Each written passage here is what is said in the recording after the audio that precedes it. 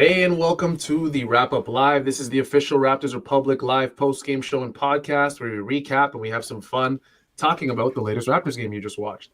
I'm your co-host, Sahal Abdi. I'm here with my other co-host, Aiden Moss, and this live show is produced by yours truly. Tonight, your Toronto Raptors defeated the Houston Rockets 116 to 109, bringing the Raptors record to 7 wins, 5 losses on the NBA season. And last but not least, you guys hear me say this every single show.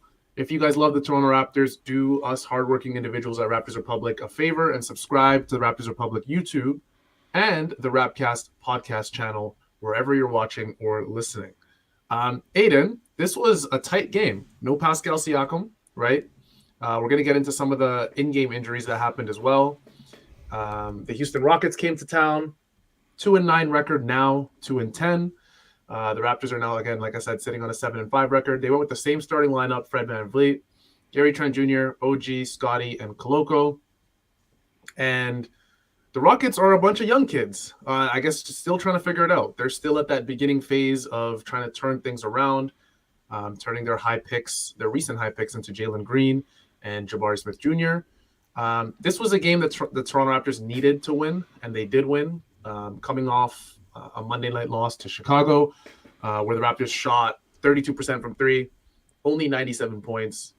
And the Raptors have had Aiden some signature wins this season. The Cavs in that first game, the home opener, the Heat, the Sixers, the Hawks, the Spurs, who walked into that game 5 wins, 2 losses. So that was a good Spurs team, and the Chicago Bulls. So what did you think, Aiden? Were you kind of shocked that the game was tighter than maybe what it should have been, or are these kind of like the Toronto Raptors we got to get used to? I think the latter. I think this is something we just kind of have to become accustomed to, at least until some guys, Scottie Barnes, kind of figures out their mojo, because it's going to be Freddie, and Freddie seems to be ready to step into the role as primary option, at least in the short term, and then it's kind of question mark.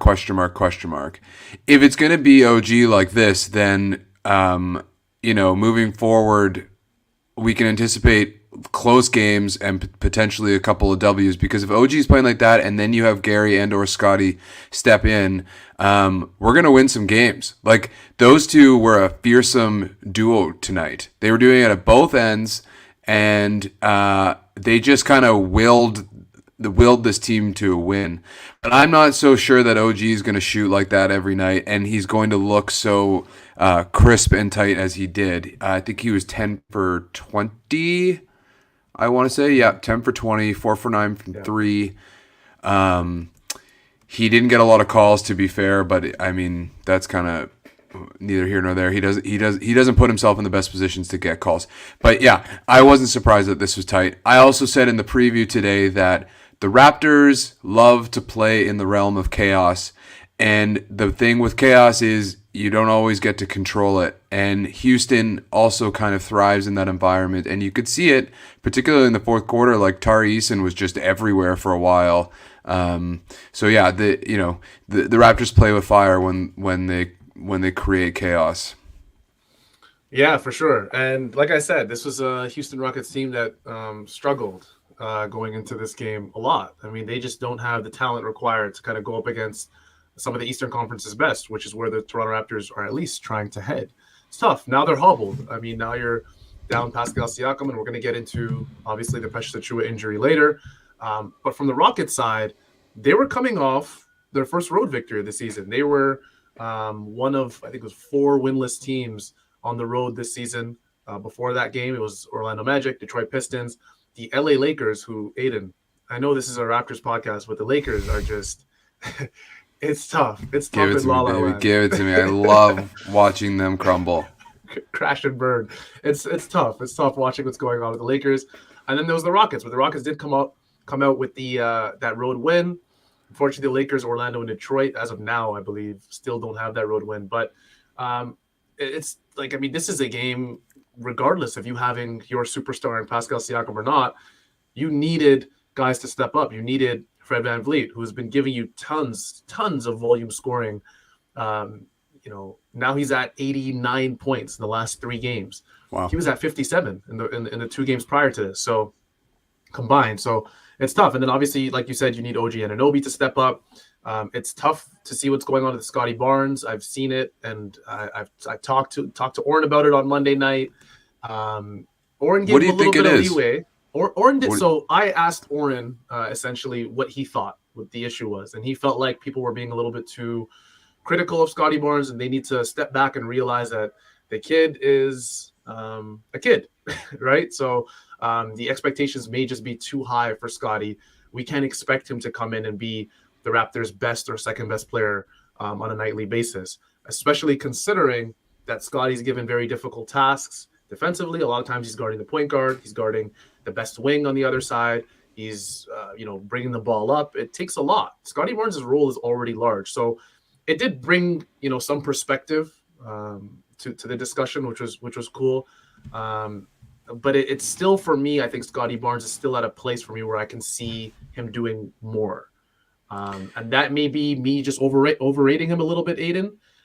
But I genuinely do think Scottie Barnes could do more. What do you think? Yeah, I think you hit it on the head with the defense. He looked so flat-footed tonight, and I'm not really sure why they continually put him on a primary attack guy. I kind of wonder if it's a counter to pick and rolls, because if he gets switched on a pick and roll, he's fine with a bigger dude. I also wonder if Koloko being there, like at the beginning of the year, Scottie was playing kind of the center position, and I really loved that. He's a quarterback mind. He's a big body. He can battle down there, and I really liked him at the core or at the center of the defense. Out on the perimeter, he's just getting cooked over and over again, and he doesn't really give a care either. He's just letting Jalen Green go right around him. Notice how I said give a care instead of something else.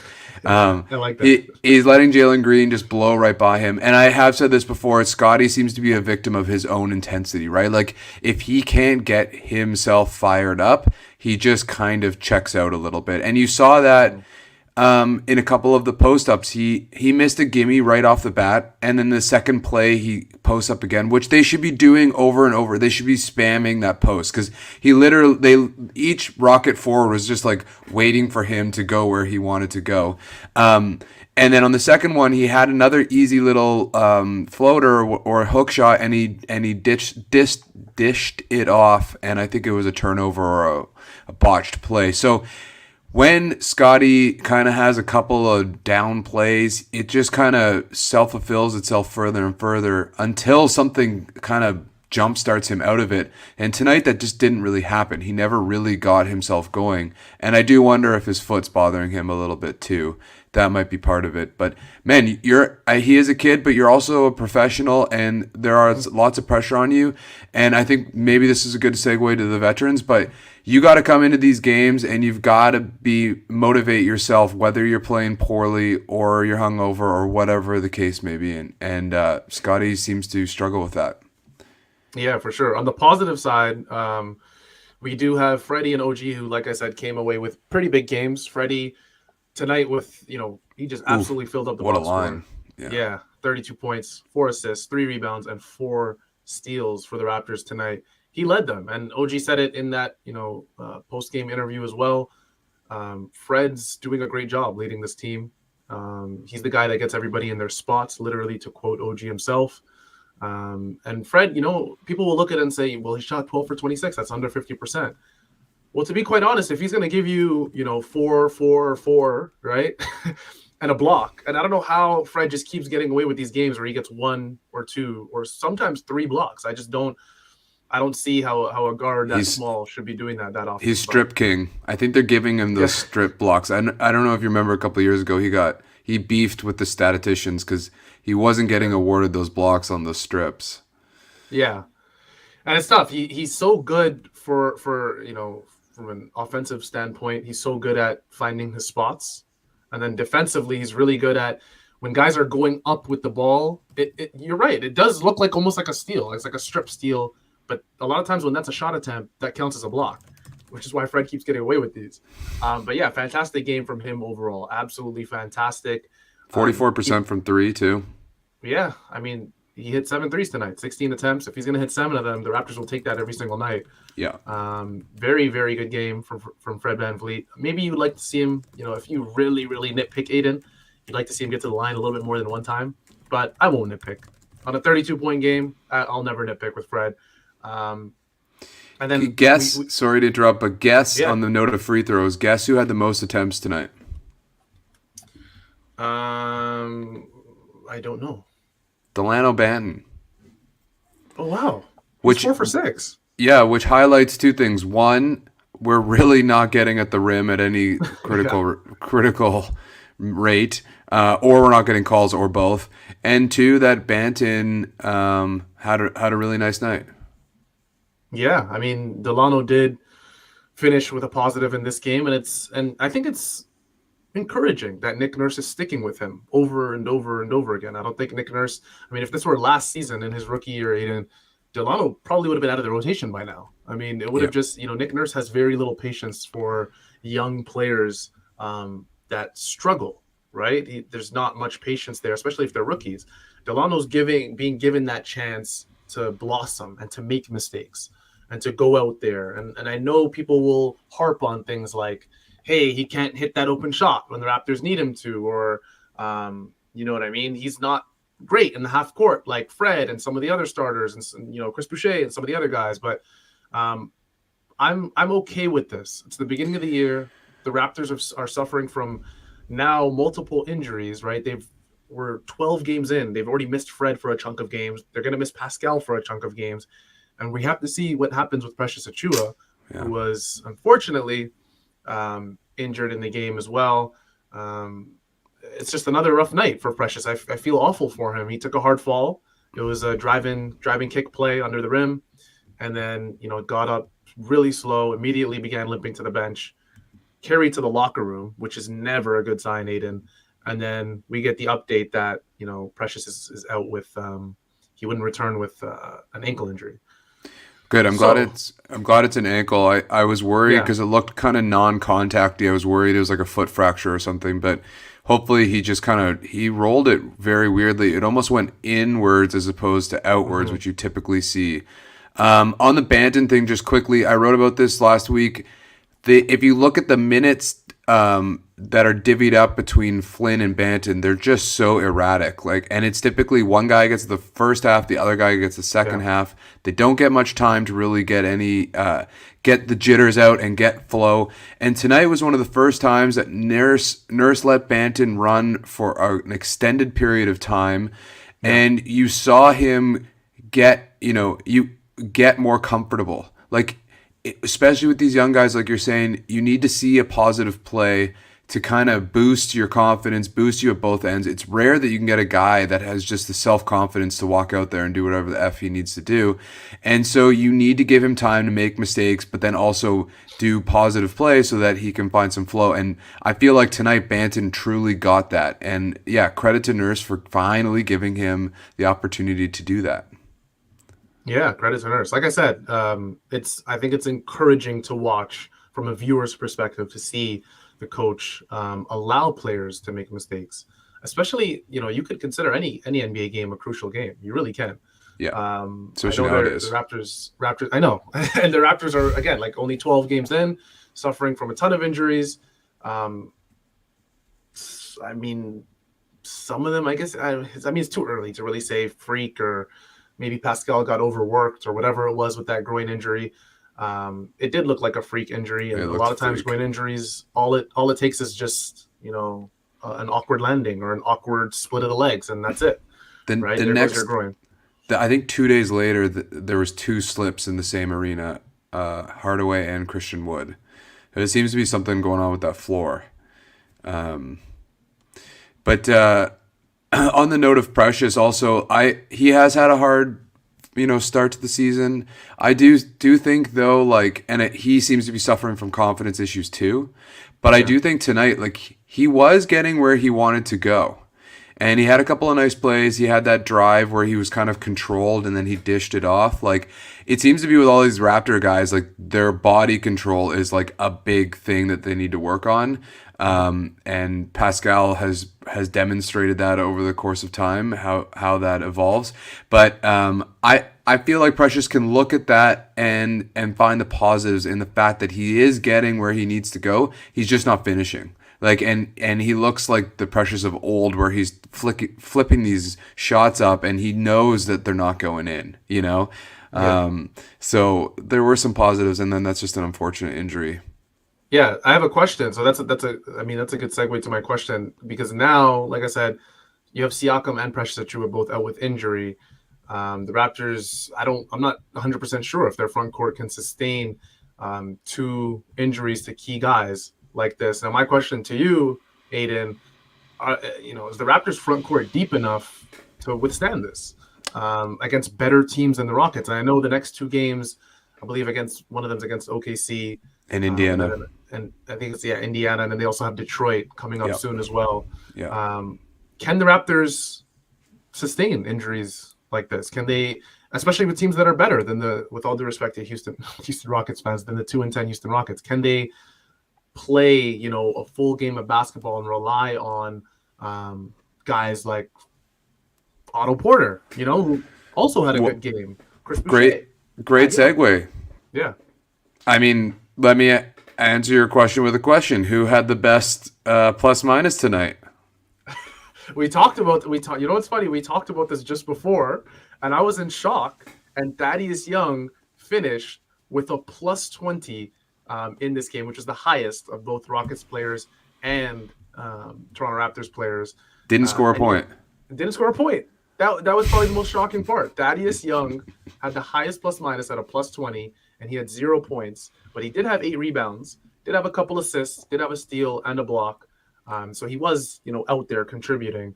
But something was going on, or whenever Thad was in the game, the Raptors were on a run, and it looked the part as well. I mean, Thad's the type of guy where he doesn't necessarily even have to score to make an impact in a game like this.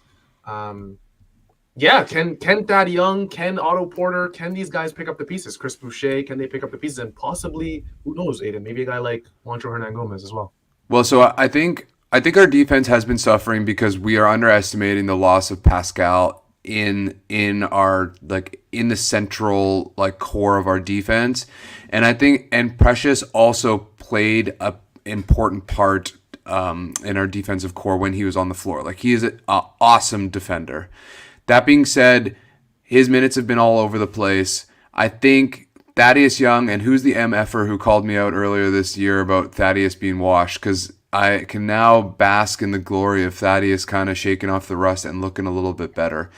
But so yes, Precious will be a loss, and it's unfortunate. But I think we can sustain.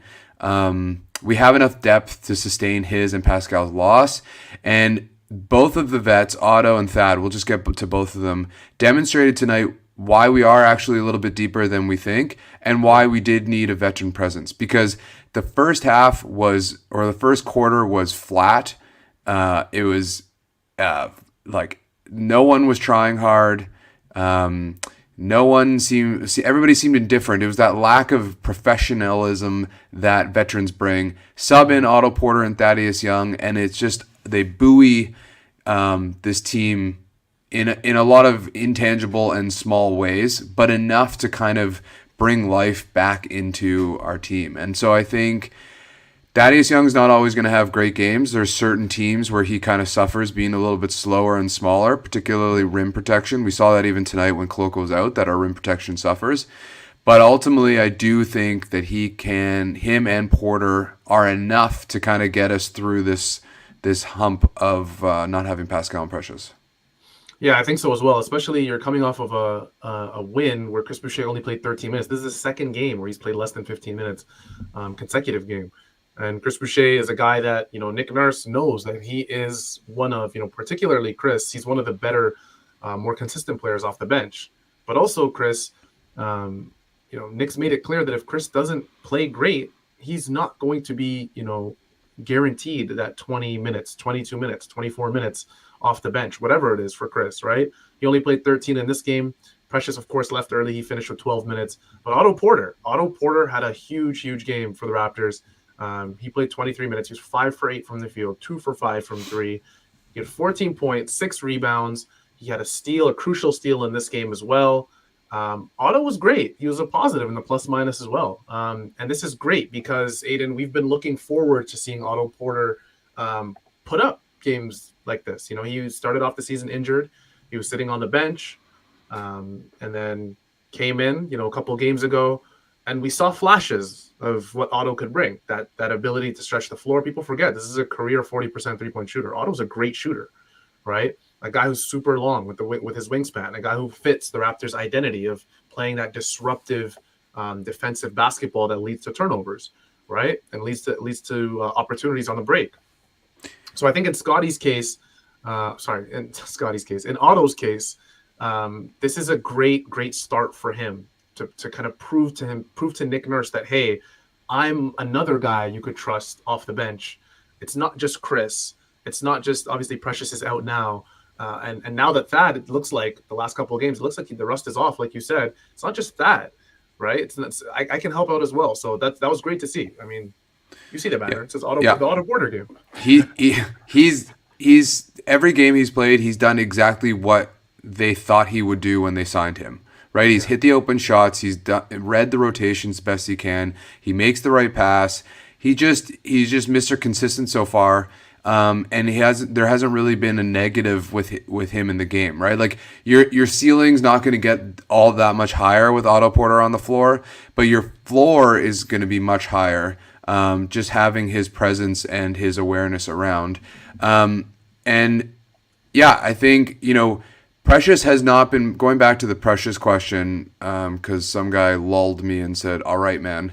You know, getting back to the Precious, he hasn't been playing well for a while now. So it's not like losing him stinks, but we haven't had his presence for a couple of games. And Nurse has kind of lost a little bit of faith in him. So, you know, the contrast of what Precious we had now to losing him isn't as grave as it might have been, I don't know, you know, some point in the season or last year. Yeah, 100%. We didn't get to, and I know it might be a little bit early for most people, but we spoke about Fred. We spoke about the bench presence that was on display tonight. Normally we get into bench players that kind of surprised us, and we spoke about Delano Banton, who finished the game with a +5. He led the team in free throw attempts. He did, fortunately, miss 2 of his 6 free throws. He finished 4 for 6, but he looked like he made an impact as well. And the Raptors only went 10 deep in a game like this. You know, previously, Aiden, they went 12 deep.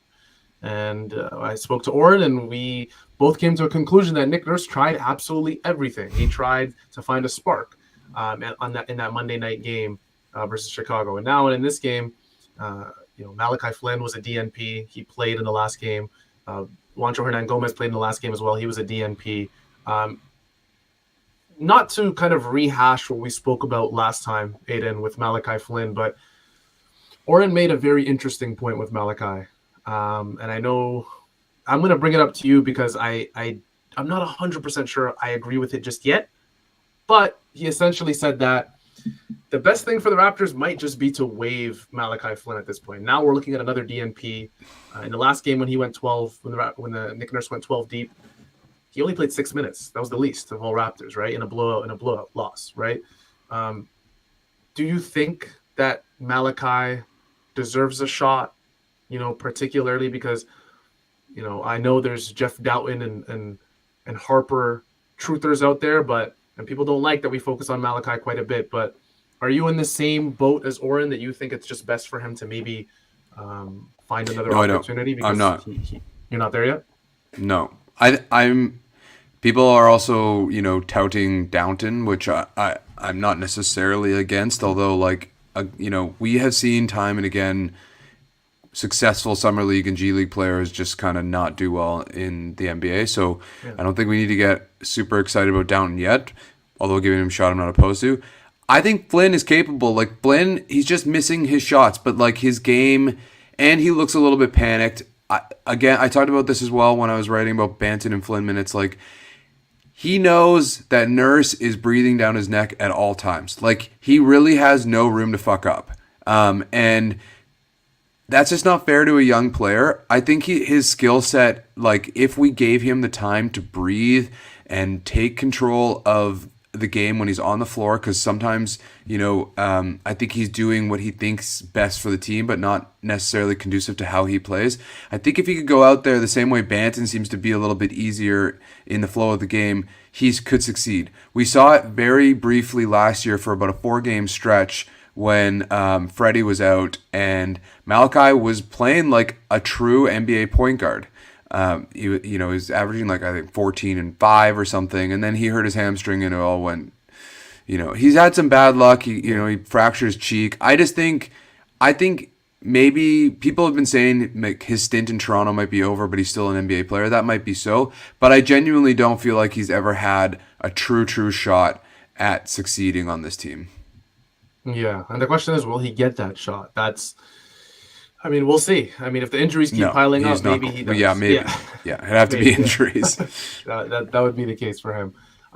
Moving on, and I think this might be the most important topic that we haven't touched on yet, and that was one player in particular who we both agreed, which usually doesn't happen a lot, Aiden. We both agreed off camera that this was our taxman player of the game, and it's OG Anunoby. He finished the game 27 points, 10 rebounds, 3 steals. He had a fantastic game. He was a plus 18. I know we talked about that, leading both the Rockets and Raptors in plus minus with a plus 20. But when you can play 39 minutes like OG and be a plus 18, when the rest of your starters, respectively, from Christian Koloko, Scottie Barnes, Fred, and Gary, are a plus 2, plus 5, minus 2, and plus 1, OG standing out with a plus 18 is huge. Like I said, 27 points. He was shot 10 for 20 from the field. He had 10 rebounds, was huge on the glass. He had 3 steals. Has he had a game, Aiden, without 3 or more steals yet? Or it doesn't seem like it. I think that's 3 or 4 games in a row now where he has at least 3 steals. Yeah. If Marcus Smart can win Defensive Player of the Year, OG should win Defensive Player of the Year. Like, yeah, he's incredible. I gush over him, I think, every time I'm on the podcast. I absolutely love watching him play defense and, frankly, offense to some degree. Like, when he gets downhill in a lane, it's all like I'm in my head, I'm pressing the A button. I'm like, jump, jump, jump, jump. Because once he gets in the air, nobody's stopping him. Like, he is so strong. I've highlighted this before. He's the heaviest guy on the team. He's one of the most explosive. Like, I love watching OG play, and he deserves so much more attention, national attention, than he gets. And I may have sprinkled a little bit on Defensive Player of the Year. It was plus 3,300, 3 or 4 days ago, and I think it's legit. He is incredible, dude. Yeah, he's showing out. You heard me say it earlier in the show that the Raptors need, particularly OG and Fred, to step up. And OG's, in my opinion, at least, I know this might be true. It might not be true for a lot of people who had high hopes for OG this season, but he's eclipsing, what I thought he would be able to do this year. He looks like a much better basketball player, a much more seasoned basketball player so far. And we all knew that OG was an all defense level defender, but we're seeing it at a consistency that's just insane at this point. It's insane. It's not even the steals anymore. It's impact. It's how Nick Nurse is utilizing him on the best opposing offensive player, game in and game out. And then also, the hope and the goal for OG as well, at least for Nick Nurse and the team, is that he's one of their better offensive players. That's a tough ask. Yeah. This is the same thing you were asking for Pascal Siakam. Be one of our best defenders on every given night and play like a superstar offensively.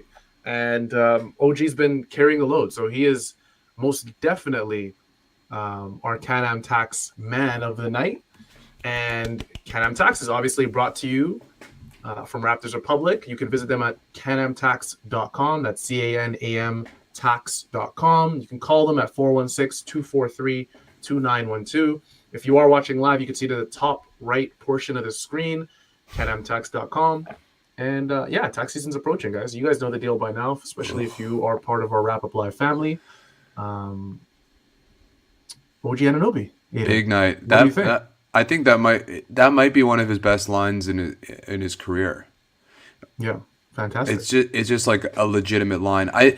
I'm not convinced that his offense is going to be consistent. In fact, I don't think it will be. So much of his game right now relies on his 3-point shooting. It opens up a lot, and he had 3 in the first quarter, and then defenders are just so uncertain of what to do, and that gives him the ability to attack on that first step and get to the lane where he's pretty dominant. Still a long way to go on his offense, but he's definitely coming along, and it's great to see. The Raptors really need it if they want to go anywhere. Yeah, the Raptors' next game, I believe, is Friday night.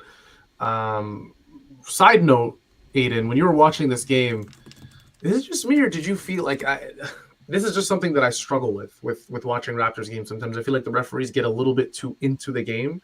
I read a tweet from Josh Lewenberg where he's tweeted midway through the third quarter, the Rockets had 24 free throw attempts to Toronto's 8, beyond ridiculous. My apologies. Sorry, that was from Eric Smith, not Josh Lewenberg. Eric Smith. But there's tons of fouls in this game. The refs weren't really allowing any real flow to take place, especially in the second half. It was very weird. It just felt like foul on one side, foul on the other side, foul on one side, foul on the other side. Did it? Just a side note. Did that annoy you like it annoyed me in this game? The refereeing just annoys me generally. I understand it's a very difficult job. I've done it just like with high school kids, and it's horrible to do. Same, it really yeah. is very difficult. I get that. But you're also professionals and paid a lot of money to do it. So I want the refs to be consistent, and I want them to just let teams play. And it seemed like, I feel like, obviously I'm biased and a fan, but I feel like I'm pretty objective with these things. And it does seem that more often than not, we're just not getting the same calls. And it's just like, I just want it to be consistent. OG did not foul Tari Eason on that, or maybe it was Koloko on that fall through. Like, they touched fingers. And then OG has the exact same thing happen to him, and they don't call it. Like, just give me consistency. Either don't call either because the hand or the fall through after the shot, whatever, or call both. And I prefer you call neither because I hate when this game slows down and we're just suffering by free throws over and over again. So yeah, it's a piss off for me. And I think, honestly, the NBA has, and I've written about this too, I think the NBA has a lot of product value issues. One of them being cadence of the game and how swiftly the games end. They don't. And foul calling is a big part of that. And then you're seeing in these 2-minute referee reviews that they're screwing up the most important points of a game. So if they're screwing those up, they're definitely screwing up other parts of the game where the attention is less on them. Yeah, no, I definitely agree. It's tough. It's funny. I actually came from, previous to me watching this game, I was at a basketball league that my nonprofit runs, and I was a referee for the first game. And it's tough. Like, people think it's an easy thing. It's awful. It's awful pressure. Everyone's yelling at you. There could be a team up 15. It does not matter. Everybody's yelling at you. Certain guys are falling nonstop, and they want calls. It's difficult. So I don't like, and I'm sure you don't like it either, focusing on the refs too much. That particular point of the game just annoyed me in the second half, where it just felt like the refs were getting their chests were getting a little big in that moment. We're going to do our live mailbag question period really quickly, and we asked our live viewers to send us in some questions that we will answer, myself and Aiden Moss, and let's see what we got. We already got a few coming in, and I don't know if we can answer any of them, but I don't know just yet if we can. Yeah. This wasn't a question, but I want to highlight this. Lester said, Otto reminds me of what we thought DeMarre Carroll would have been for us. That's a great point. It 100% is. I think we wanted Carroll to be a little bit more athletic. Otto's athleticism isn't so much there, but yeah, totally good point. Yeah, that's hilarious. DeMarre Carroll. Wow, I haven't heard that name in a long time. I appreciate all the threes, I guess, the open threes he hit for us. The defensive possessions we threw on LeBron, I guess, in that playoff run. I don't know. I'm not sure. We may have to skip, honestly, this Yeah. question period altogether. No one's got Because, questions. Anybody have questions? yeah, we have 100 plus Phoenix live usually has like viewers, 90, so. and we've gotten a It, few. It's just I don't know if they're well, why is relevant. Nurse lying about Scottie's ankle is not a question. It's basically a statement. I mean, it is. Yeah. The question is, is there? Do you think there's something wrong with Scottie? I mean, I don't know why speculating is helpful for anybody. He doesn't look like he's hobbling, but maybe he's gingerly or being defensive about it or protective over his ankle. I don't know, but you would think the way he goes down every time he tweaks it, you would think there would be residual pain and like Yeah. tightness or swelling or something. You'd think. Yeah, for sure. We didn't really talk about the Rocket side as much, which is typical, I guess, for a Raptors podcast and show.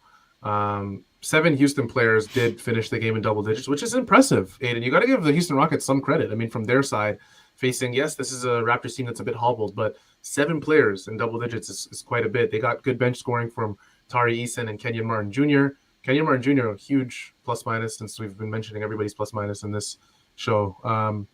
And by the way, Kenyon Martin Jr., whose name, Aiden, I hate saying because it makes me feel old, that at this point in my basketball watching life, I've watched players' fathers regularly in my childhood and teenage years. So Kenyon Martin Jr. is It's only gonna get worse, dude. Yeah, It's only gonna get worse. I mean, LeBron's son's coming, so it is only gonna get worse. Okay, first question we got Will from Blandiness. Will Koloko make the all rookie team? Sahal, go.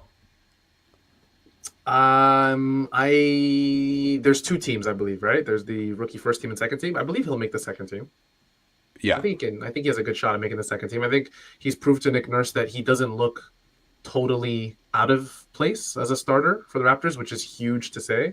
And that was with everyone healthy. So, I mean, with the Raptors, that wasn't with everyone healthy. Sorry, Fred was down, then they threw in Koloko, and then Fred came back. Pascal went down, and then Koloko stayed in the lineup. So, but still, rookie this quick, Aiden in the starting lineup, I can see him making the second team because I feel like he's proved that he actually, he can make an impact on this team for sure. Yeah. So I say second team. I'd have to count. Number said he was ranked 9th today in the NBA rookie ladder thing. I wonder if I don't know. I honestly don't know. Tonight he looked quite bad. And I guess, when he's maybe playing someone like Şengün, who has the shiftiness of a guard and the intellect of a veteran, but is like a post player, you're going to get eaten up.